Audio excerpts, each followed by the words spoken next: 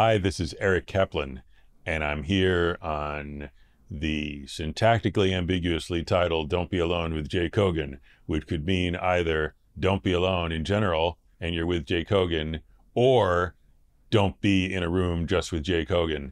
And it's delightful to be in a room alone with Jay Kogan, so I will interpret it the first way. Okay, good to see you. Don't be alone with Jay Kogan. Hi, welcome to Don't Be Alone with Jay Kogan. I am Jay Kogan, and you are here, and I really appreciate you being here, and thanks for all the kind compliments, the suggestions, and thanks for all the emails. Please email me at dbawjk@gmail.com and send me your comments, suggestions, compliments, and also guest questions. I need guest questions. Send me your guest questions. I'll read them on the air, and I'll thank you proficiently for them. I really appreciate them. Today, we've got a great show. Interestingly enough, we're recording this opening months after we recorded the show, but my crack team lost the beginning of the show, so I'm recording a new one. I don't even remember exactly what the show was about, but I do know who the guest was. His name is Eric Kaplan. He is a writer. He was a writer for the Big Bang Theory and Young Sheldon, and he worked with him on Malcolm in the Middle. Really smart, wonderful writer, a really smart guy. Who knows a lot about a lot of things, and he and I share one thing in particular, which was I was a philosophy student at UCLA. He is a philosopher and has a master's degree in philosophy, and he has a philosophy podcast called Terrifying Questions, which is fantastic, and answers a philosophy question every week, and you should tune in. We'll be talking about philosophy, we'll be talking about life, we'll be talking about comedy writing. I think, as I remember, I'm sure the conversation was great. We will both see together with Eric Kaplan right after this. Don't be alone with Jay Kogan. You're Eric Kaplan, right? That's true. Okay, and you're a very wonderfully talented comedy writer. Oh, shucks, man. Thanks. Okay. You are too. Thank you, Jay buddy. Kogan, a wonderfully talented comedy writer. I can vouch for your talent, and if you weren't talented, believe me, I'd invite you here and I'd excoriate you for You your remember talent. there was a time when I was required to make a joke, and I did so. Yes. Okay. Yes. There were times. Just Yes. to make it clear to the Yeah. audience that That's what a good we're comedy not writer. just slicing turkey here. No. We're talking about sometimes we're required to be funny, Right. and we are. And the joke doesn't always have to get in. It's just It might not get in. putting it out there. It might soften the space in the script so that Right. some other joke could enter. Right. Yeah. Usually the joke the showrunner Possibly, created yeah. or liked. Possibly. If he didn't want his own jokes to get in, why the heck did he bust his hump becoming a showrunner? Right. Well, I'm all for that. I think the showrunner's jokes are great.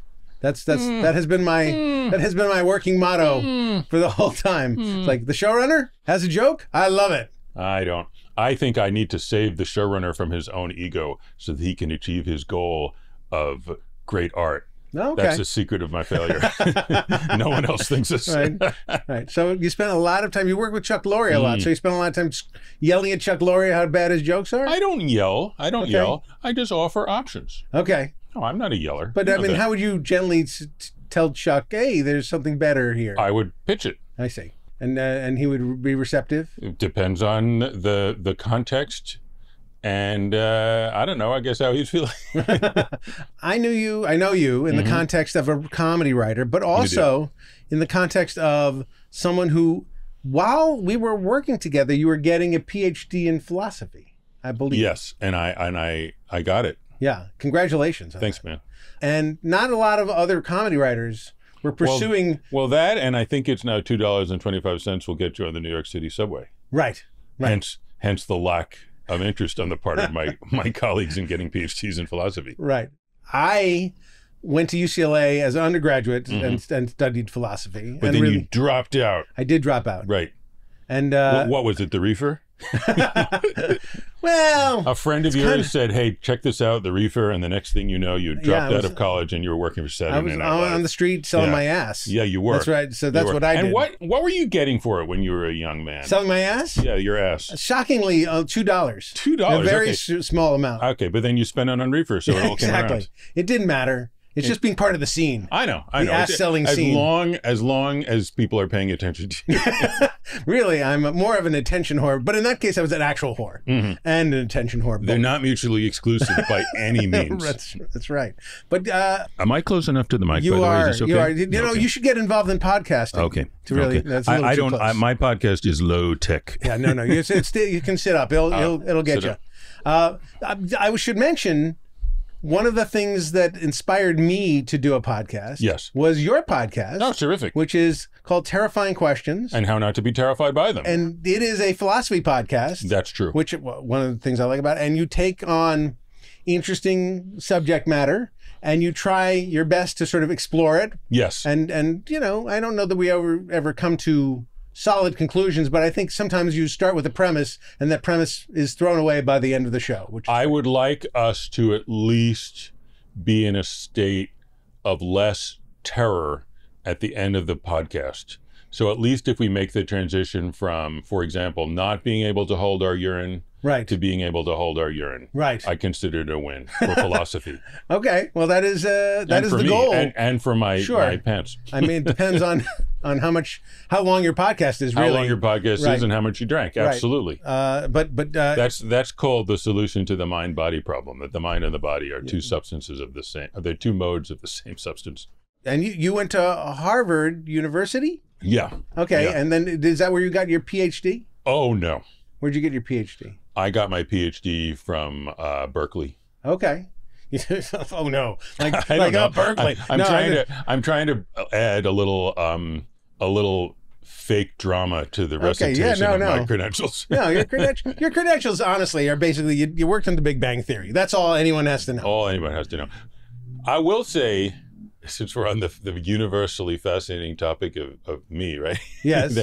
that when I went to Harvard, so I had studied philosophy as a lad, and somebody said to me once, "Hey, Descartes, Berkeley, Kant, Plato, these are all European philosophers. Don't you think, Eric, if you're truly going to be interested in the truth, you should study the philosophical traditions of other civilizations?" Mm-hmm. And I said, yeah, Right. that's a good point.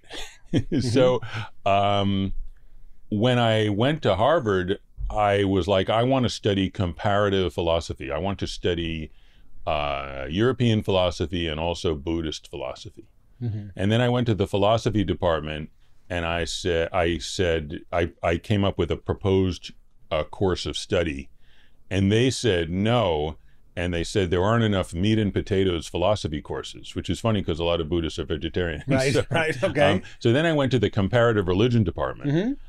and I said, what if I study exactly the same things that I suggested to the philosophy department I study, but I consider philosophy to be a religious tradition and Buddhism to be a religious tradition? And they said, that sounds great. Go ahead and do that. Mm-hmm. So I ended up getting my undergraduate degree in comparative religion. Fantastic. But in my mind, it was more about comparative Philosophy. philosophy. You're not religious, are you? Well, it depends what you mean by religious. Well, That's what happens if you talk to a philosopher, right? Do you practice traditions of any particular religion? Yeah, I practice traditions of Judaism. You know, Mm-hmm. So my bar mitzvah portion, well, not the portion, because the portion was about acquiring a Hebrew slave.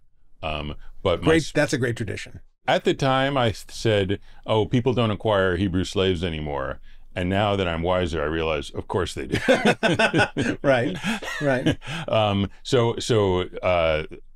But what I was talking about was a passage from the prophet Micah, which says the only thing the Lord requires of you is to do justly, love mercy, and walk humbly with thy God.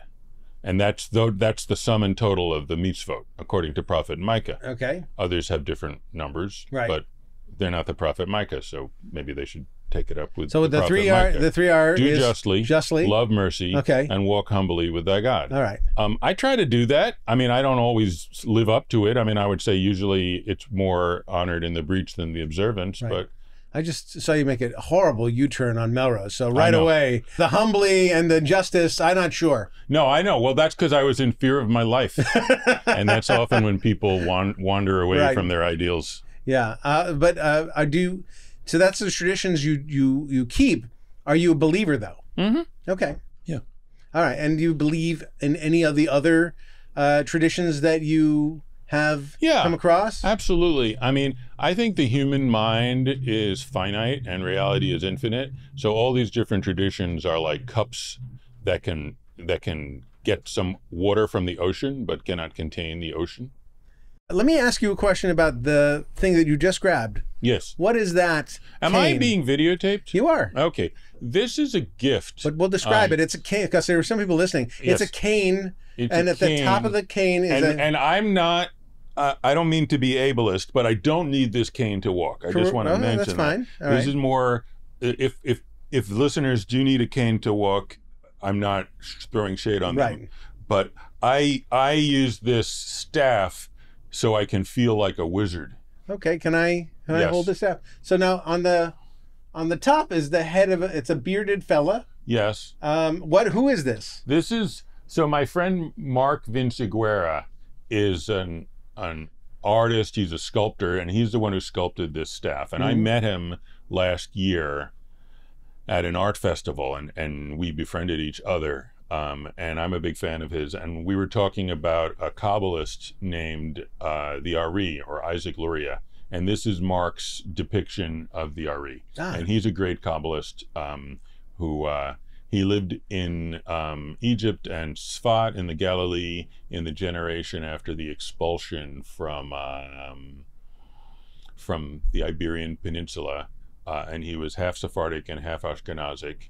And he, like the Zohar had been written already, but he formulated what's called the Lurianic Kabbalah. And it's great stuff, and it had a great subterranean influence on the history of Western philosophy, which many people don't know about. So you take that with you wherever you go to feel I good? actually don't. I actually don't. Because like I'm not a fashion plate. I beg to differ. Well, but I'm working on it. Okay. I'm working on it. I'm working on owning the fact that the way we appear in social situations is a form of self-expression and a form of art. Yeah. And I dig it. So then I'm like, well, this is my accessory. I know that the idea of your accessory game is something that people talk about, and sometimes it'll be a handbag. But for me, it's this staff. So my accessory now is a staff with the head of Isaac Luria on it, made for me by Mark Vinciguerra. And I consider it a little magic that it was a gift, that it came to me because of this improvisatory friendship that I formed with Mark, and now I have it. So so I don't know if this is peeking behind the curtain, but I received an email from Jay about what was going to happen on this podcast. And he said, bring something that brings joy. Yeah, it is. So I brought this. Okay, well, this is our moment of joy early. This is our moment of joy. So let's have the theme. A moment of joy. This is what brings you joy. This brings me joy. It's not exclusively. I mean, it's not right, the you only have- thing that brings me joy, you have but it is one thing that brings Children and marriage and me joy. life Children and writing marriage, and not career. marriage to children. That's No, illegal. right. That brings me sadness. Right, but that's fantastic. Yeah. Now I don't know many people who have canes as fashion these days, but I don't travel in the world of people who are super fashionable. But maybe I'm going to be a trendsetter. That could be. Maybe people will see this podcast and they'll be like, that's the thing my image needs. Right. A cane. I always felt like a big wolf's head cane. If I had one, it would have a large wolf's head on it. And I would also have to have some sort of fedora. Well, listeners, if you want to make your podcast host happy, I think he would find the gift of a large wolf's head cane pleasing. Or conversely, maybe that's the swag. We'll have a Don't Be Alone with Jay Kogan wolf's head cane for sale on the merch deck. I'm no business whiz. Yeah. But I'm going to say you'd be crazy not to do that. You'd be literally certifiable if you didn't call up a factory in China Right. and arrange to have 1,000 wolf's head canes made and delivered to your house Right. in a container ship Right. ASAP. My wife would be very pleased to know that wolf's head canes are just sitting there, and clearly they would only be there very temporarily. I think you should mention to her, I'm taking business advice from Eric Kaplan. How could it be wrong? That's true. And I think it's interesting. In the montage of the movie about our friendship, it would be cool if it starts out with you getting dressed and then it cuts to me picking out which cane and which hat to wear. I open my closet and there's a series of canes and a series of hats. How do you think philosophy influences your writing? So I started thinking about life and writing stories when I was a little kid. So I have connections between thinking and storytelling that are on a very deep emotional level, kind of an irrational, almost pre-verbal level. And to me, if it's going to be philosophy or if it's going to be storytelling, like they're sort of the same thing. They kind of come from the same place, and they're, in a sense, a search for the same thing, some kind of human connection or clarity in my own heart. I would agree. I think that writing is trying to make sense of the world, Yeah. and philosophy is trying to make sense of the world. They're deeply connected. Yeah. Or trying to connect with other people Right. over the difficulty in making sense, you know. What is since you said since an early childhood thing, I see that you've written something called "Does Santa Exist?" A philosophical investigation. I did write that. Yes, that's And true. is that a children's book, or is It it is a not a children's Okay. book. It's about philosophy. The premise of the book is not only three different ways, but there are three different ways of dealing with these contradictions about these deep existential issues. And they are a comedy, logic, and mysticism. okay? So I'm dealing with that. Why right. did you laugh? Because it feels like if you want to prove God exists, comedy doesn't seem like a way in. It seems like Well, so I'm not interested in proving anything. right. Okay. Because I don't think that's a good model for like our deepest questions, proof. That's a reasonable model for math or conceivably I guess, a but court of don't- law. So many people, that's all they want is proof. That's all they want is to know whether there really is a God or there really is proof. love. Proof. Yeah. Well, so the funny thing is, I think there's a sense in which our use of our minds is a little bit like our use of our legs. And if you're walking, if someone said, "How do you know there's not a better way to walk?" You'd be like, "Well, I guess I don't. But I'm going to walk and get what I need to because I have no alternative. And then if a better way of walking presents itself, I will give it a look." And I think thinking is the same way. It's like you're thinking as if God exists. How do you know he does? And you're like, well, this is the kind of thinking that I do. If a better way of thinking presents itself, I'll give it a shot. But I don't know any more than I know that the way I walk me or the best way that I have access to at this time. So you're saying that what you have is the best you can do in any given moment. For the time being, that's what I'm trying to do, and that's what I do in all circumstances. Well, there are a lot of people who say, unless you can prove to me that God exists, there is no God, and that's it. But why? What's their argument for that? They dismiss the idea of God as a sort of mythological story that we tell ourselves to make meaning of the world. But And what's wrong with that? there's nothing wrong, but people might feel that in a modern age that there are other better explanations. Well, if you've got something better, then by all means do the thing that's better. Right. I mean, people do. I But know. I'm fascinated by still trying to think if there's a way that I can connect with the spiritual side of things, whether or not there is a God or not a God, whether there's meaning to us being on this planet or whether Right. we're just randomly put here by star stuff and Right. no other reason. That there's an emptiness to that that's disturbing and I don't love, but might be true. And Well, why would you think it's true? I would say that I'm not sure I personally believe that it's true, but I think that people would say it's true, and sometimes I think it's true because there's no proof otherwise. In other words, God is such a, like Santa Claus, is a specific idea, and you may not.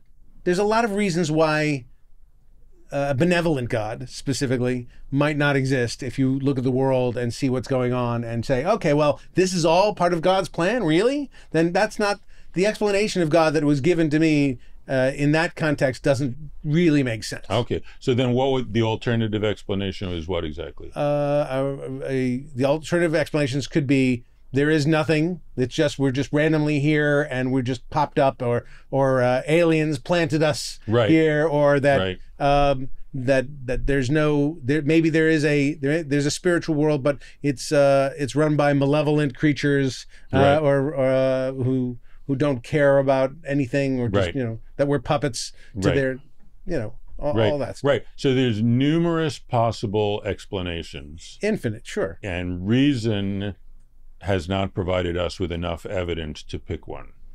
Right. That's true. Yeah. Okay, we agree. But I mean, there is a hope. At least there was when I started taking philosophy, that I would come to a truth, that I would come to an answer or a belief system that would feel solid to me, that I'd be walking on solid ground when it came to Brown is the one who determined whether we were going to have children or not. Well, yeah, but why do you need to listen to her? I got to listen to her. No, you don't. No, you don't. It's I'm a Jewish husband. I've been trained to listen to her. But you don't have to be a Jewish No, husband. I don't have to be, but You don't have to be. You're not like a machine that you open up the back of your skull and it says one Jewish I husband like on the inside. idea of having a kid. I thought, if for no other reason, procreating seems to at least give one meaning to being alive. So you're able to do things in sort of the practical realm without what you call a knockdown argument. Yeah. Okay, that's all I'm saying. Yeah, not everything has to be an argument, but the big questions about life, death, what happens after you die, is there a world, does it matter, does your spirit live on, is there a God, should we be worshiping a God, or spending our time trying to fulfill our destinies other ways. Mhm. I have a friend who you may have worked with him, David Sachs, who is Sachs. for all intents and purposes a rabbi these days, and he believes in he's a Kabbalist, and he also is interesting, sees miracles in everything, Sure. basically. So all connections, all things are all proof of God. Right. You see, the trouble I have with all organized and revealed religions is that I think they are projections of the human ego on the unknown.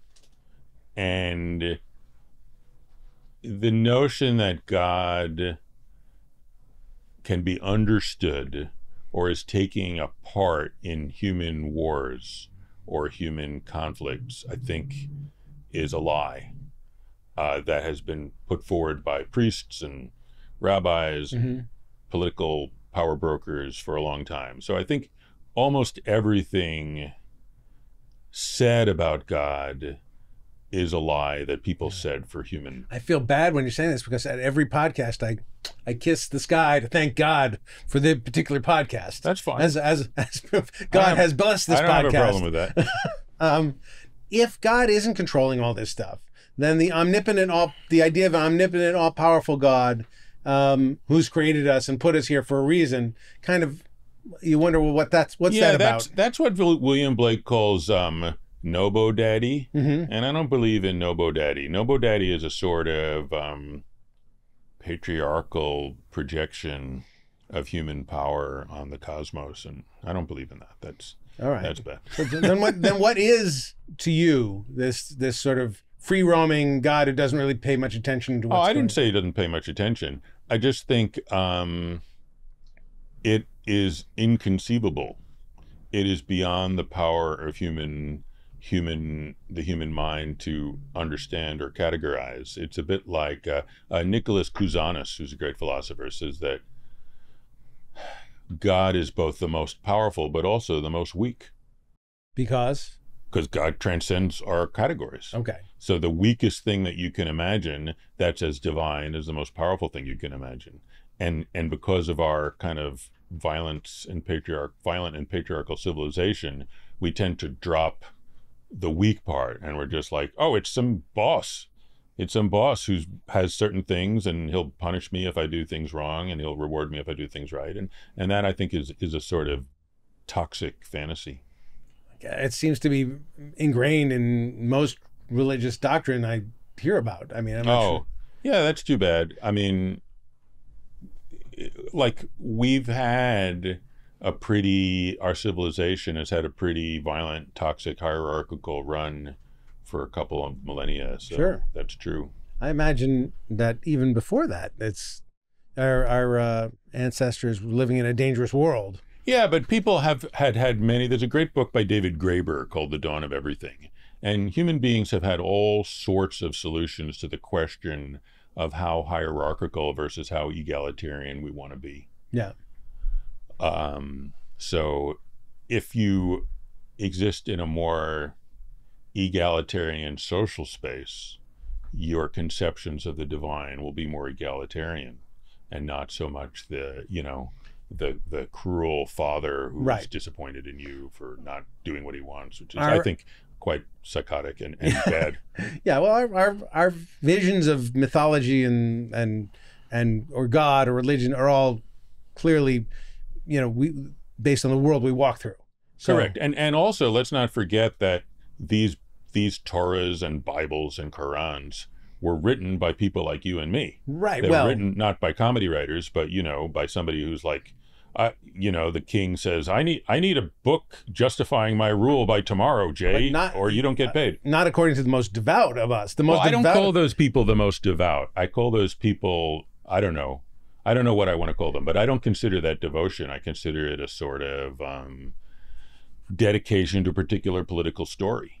But I don't consider that Well, but devotion. if you ask them, they say no. This is Well, God. if you ask them, I mean, why do you want to ask them for? Because often one of the reasons I want to ask them is because they're imbued with a strength of their belief that I don't have. But if you ask Bitcoin people, every question is going to say you should invest in Bitcoin. Right. They've got money in the game, Right. or some version of money, social prestige. So if you ask an Orthodox Jew what the answer to your problem is, it's always going to be, surprise, surprise, be an Orthodox Jew. Right. If you ask a Bitcoin guy what the answer to your problem is, he's always going to be, surprise, surprise, invest in Bitcoin. So you can't do that, man. I You get gotta- but You got to take a step back from these their people. their comfort, the comfort with which they walk through the world, believing in Bitcoin believing is amazing to me. Okay, well, it's always comfortable until it's not, and then it can be extremely uncomfortable. Right, when they don't have to think about the it. comfort of the person in Vegas who believes he's got an unbeatable system at blackjack Right. is very impressive until he craps out. I don't know what the word is. Until he loses Until he everything. loses, yes. Yes. So I think it's sort of similar that the person who says, that God is something like a father, and this God really likes him because he doesn't eat pork or some nonsense like this, Right. and then he can be enviably comfortable until something happens and he behaves in a horrifying way. But what if they're right? No, they're not right. Don't worry about it. Man. Let me ask you this question: Does Santa exist? Well- Did you find in your book? Do you come to the conclusion of chapter for the kids? I come to the conclusion that certain realities of life express themselves through the mythology of Santa. Okay. And that's about as close to exist as we get in this world. What reality of life? If I were going to buy "Does Santa Exist?" a philosophical investigation, which I could get on Amazon, maybe. Yeah. Okay. sure. What would Santa represent? What pieces of life? Yeah, Santa represents a certain form of generosity. And it's interesting that he's, we were talking about the tyrannical old man. Right. So he represents another archetype of being an old man who is a generous, jolly old man. So that's another way. But he knows if you've been naughty or nice. Well, it depends. Like any story can be put to different purposes. Right. But the Santa that I focus on is the one who, although he is old, he's jolly, and he comes with a message of abundance and generosity in the middle of the darkest time of the year, of winter. All right. So that's what I think exists, the reality which is embodied in that story. Right. I worry a lot about the Santa thing, only that I don't know if you worry a lot about Santa. Is this true, Jay? Not a lot, but I do worry about Santa. When Charlie was a kid, we told him that Santa existed, and we lied to him about where his gifts were coming from. And we told our kids there was no Santa, Yeah. and that was the impetus for the book. Because my wife, she's not a communist, but communism. Yeah, she's kind of a communist. Communism definitely formed her worldview and a certain kind of no bullshit attitude. So she's like, obviously, we're not going to tell. It's like she calls Winnie the Pooh, she uses an unacceptable word, but that idiotic bear in the red sweater. Right. And she doesn't like Americans' love of toys. Sure. And cute things. So she was like, yeah, there's no Santa. Don't worry about it. And then Ari, I think he was around 5. He had a friend, and Ari spilled the beans? no, the friend's mother said, we were going to go to the zoo, and the zoo has reindeer. And we are worried. We don't want Ari to come because we don't want our child to learn about the non-existence of Santa. And Okay. I thought, well, this is weird. You're sacrificing your child's friendship with a real thing, Ari, Right. so that he can believe in a fake thing, Right. Santa. Well, this is a part of my dilemma. Is Yes. I had to figure out how to keep the lie going and when to reveal the truth. Yes. So I'm going to break. I'm having the joy of lifting my child up in this wonderful fantasy and, Yes. and mythology. And at a certain point, I have to break his heart. Yes. So yeah, I never did that. Yeah. And I'm a notoriously non-judgmental man, so I'm not going to say what I think about it. Well, I think you should. I think you should. I think in this it's moment. I think it's a kind I of a can handle it. crazy way to raise your kids. Yeah. Like if you're, I wouldn't lie to a kid. Tooth Fairy? No, I wouldn't Okay. lie to a kid because I think having a safe relationship Right. with me is more important than believing in tooth fairies. Right. Okay. I mean, I just thought there was a lot of fun in it Okay. that my kid could have, and that could only have at a certain point in his life, and then could never have again once that mask is taken off. Yeah, I mean, I'll take the kids to the gun range, you know? Mhm. I mean, It's if 'cause they then you- want to have fun. Yeah, You I'm can kidding. believe, because that's the only thing you really can't believe in is the bullet, the Yeah. power of the bullet. No, yeah, I don't know. I think life is full of fun. Yeah. I All mean, I don't know, a pet dog is pretty fun. Yeah. Charlie survived as most children who grow Right. up survive the idea that, some of the things we're told when we're children are not true. I think the way adults and children relate to one another is pretty interesting. Yeah. Like I notice for a long time, I would not use curse words in front of my kids, although I would use them with my contemporaries. And my kids would not use curse words in front of me, Right. although they would use them with their contemporaries. And then there was a moment. What's that all about? What was being accomplished? I mean, one thing that's being accomplished not using it in front of kids is that you trying to encourage them not to use it in front of other kids so that they don't get in trouble in school and other parents are What upset. is all this accomplishing? Yeah. Having certain words for there are mores. There's some words for the act of defecation, Right. which you use in certain contexts, and there's other words which you'll get in trouble. But why? You know, I just think it's interesting. I think it's also kind of interesting that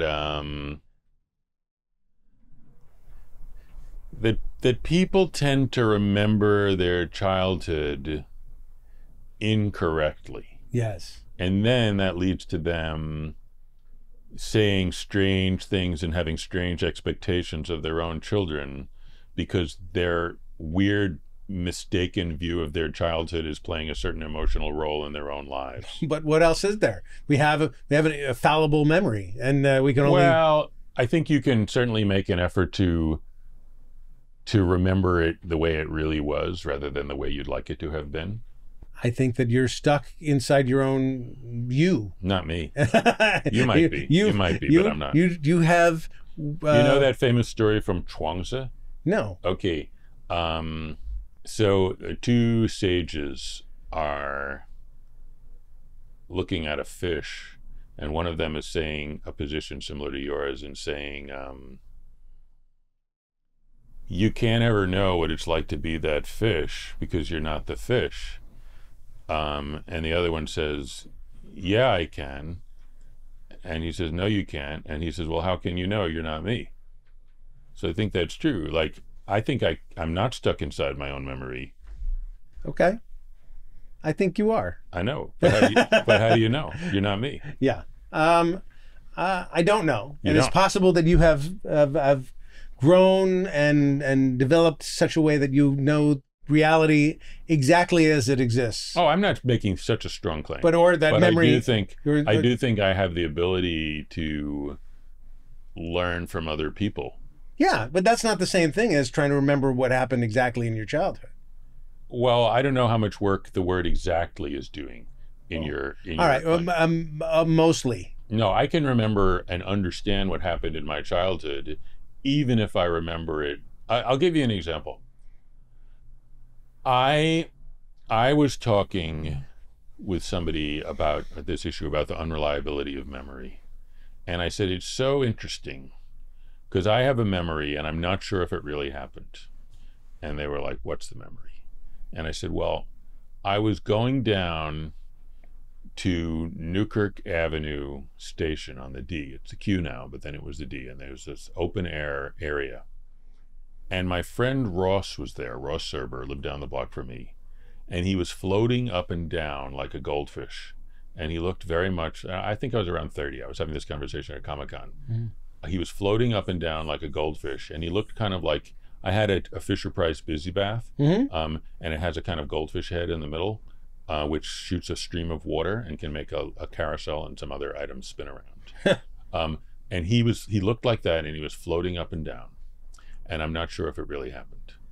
Okay. And the person I was talking to said, "You're not sure? Right. You're not sure? Of course it didn't happen. Of course it didn't happen." Right. And I was like, "You're right." And until that moment, I had not realized right. not that there wasn't a question as to whether or not it happened. Right. So this conversation allowed me to break out of the prison of my own memories and reach an actual determination. Right. Which I'm quite confident is true. I'm sure it's true. I'm sure Ross was not floating right. up and down like a goldfish in a bowl at Newkirk Avenue Station in the early 70s. Yeah, I agree. Okay, I agree. so that's all I'm saying. Okay, I enjoyed talking to you, but I also find you pretty smart about a lot of stuff. Thanks, man. Okay, which is pretty cool. But do you find that that intimidates people that you talk Well, you'd have to ask them. You're not intimidated by me, are you? No, not in the least. Okay, you find me a cuddly teddy bear. Yeah. Well, I'm hoping. Sure. I hope that view is shared by many. I know that I put off people sometimes by the way I approach them, or if I ask too many questions, or You never put off me. No. I've never heard anyone say you were. I'm put off by Jay Kogan. He asked too many questions. I've never heard that. I think that people might be intimidated by you just by in terms of conversation. Oh, well, I hope you'll vouch for the fact that I'm a cuddly teddy bear. And there's no I reason, do. I vouch for that completely. And I it. enjoy your podcast. I especially seek out listening to you and listening to how you talk, because I like it, and I also like really smart people, and I like people who are smarter than me. I think I agree with the basic approach of Fritz Perls in the Gestalt prayer. Are you familiar with this? No. Even if you're not, I'll share it with your listeners. Yes. You are you, and I am me. I was not put into this world to meet your expectations. You were not put into this world to meet my expectations. If we happen to connect, that's beautiful. And if not, it can't be helped. All right. So I think if somebody is like, whatever reason, their dad kind of looked like me and he was always calling them dumb. And then they run into me and it's like, oh, it's a guy who reminds me of my dad. I'm intimidated by him. That's too bad. It is too bad. It's not on me, really. But I want to connect with that person. I wish they would, get over it and view me as me and not as a reflection of how poorly they're. I want to get past that. If I'm bugging them because I look like something in their past, I want to connect with them anyway. That's that's a goal for me. I think you can in person. Yeah. Particularly if you say it. Particularly if you say, we seem to have gotten off on the wrong foot. You think I'm some sort of know-it-all asshole and I'm trying to put you down. I'm not. I'm sorry you feel that way. Can I do anything that will address this issue? I say that, but I finish the time with you moron. You moron. Yeah, okay. And that's the thing that really gets them. Here's a note. Right. All right. That's why I don't get anywhere with a lot of these people. Sure. Right. So maybe deep down, you're ambivalent. Maybe part of you likes the protection of seeming like the smart guy. That's it. I don't know if I do feel like the smart guy in the room most of the time, but I do feel like the friendly guy in the room a lot of the time, which is okay. We're going to move on to viewer mail or listener mail. Okay. Viewer mail was a David Letterman. I remember that. Yeah, you used to work in David Letterman. I did. Viewer mail. This is listener mail. Now it's time for listener mail. This is a question from Grayson, who prefaced it by saying it's about unconditional love a real thing? And he poses this problem. As a father, if your son discovered the worst thing you ever did, something terrible you've hidden from everyone, every chance you could, would you want to know that they knew? Would you want the chance to explain yourself? Or would you prefer to maintain the illusion that you've successfully hidden that part of yourself? And then there's a part B to this question, but I'll leave you with part A. I don't want to maintain any illusions. Right. So if somebody knows something, I want them to tell me. I don't want to think that they don't. It feels to me profoundly dangerous to be running through life believing a lot of things that are false. Right. Even if this fact, as a father, you discovered your son did the worst thing they ever did, murder, I would imagine, or something like that, that it would change your relationship in a very significant way. But in the supposition that he already knows it? He does discover it, yes. Okay, the relationship has already been changed in a very significant way. And my only way of responding to it is to know and acknowledge that the relationship has changed and play through. And the part B is about if a son discovers something about his father, is it worth having that discussion? Absolutely. Okay. Yeah. How is anybody gonna it's hard enough to make any kind of incremental approval in life, improvements in life if we all have the same facts. So if some people are in the dark, it becomes almost impossible. Were you able to have a discussion with your parents about some things or trauma that maybe they were involved in over time, and were able to get it out and discuss it with them, as in some meaningful way? No. Okay. But I wish I had. Right. I believe in the concept of or the general approach of internal family systems. Have you heard of this? No. Well, the idea is I don't retain information of any kind. Okay. Yeah. If you're shamed for your body when you're 5. Yeah. And then there's a part of you that is like a 5-year-old who's ashamed. And then there's a part of you that is a punisher that's constantly shaming yourself. And these are all childhood parts.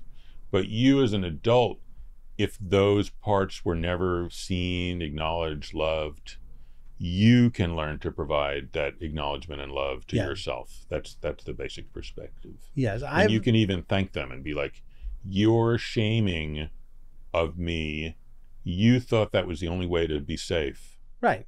thank you for your service, but I don't really need that anymore. I don't need to be shaming myself. Right. And that's the sort of reparative path, because the 80-year-old parent may be unable to change or unwilling to change. They are. I can take my word for it. I believe you. Yeah. I want to thank you for being here, Eric Kaplan. Oh, you're Eric welcome. Linus Kaplan. Thanks for having me. You're one of the few people I know with the middle name of Linus. I might be the only. Yeah, and I think that's very distinctive and fun about you. Barack Linus Obama. Yeah. Okay.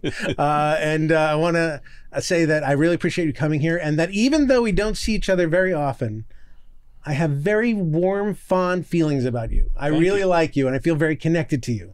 In a way, not just because we shared work time together, but I dig your vibe. Can I put it there? All right. Thank you, Jay. And thank you for listening, and for being thank here. you for not listening. Right. And thank everybody for being here who was here, and thank those of you who weren't here for not being here. For not being here. I don't need you. No. I don't need you. You might be doing something more important. Exactly. And I want, if you take my advice or not take it, try to connect with somebody today, just like I'm trying to connect here. And hopefully you'll be hearing me next time. All right. Bye-bye. Don't be alone with Jay Kogan.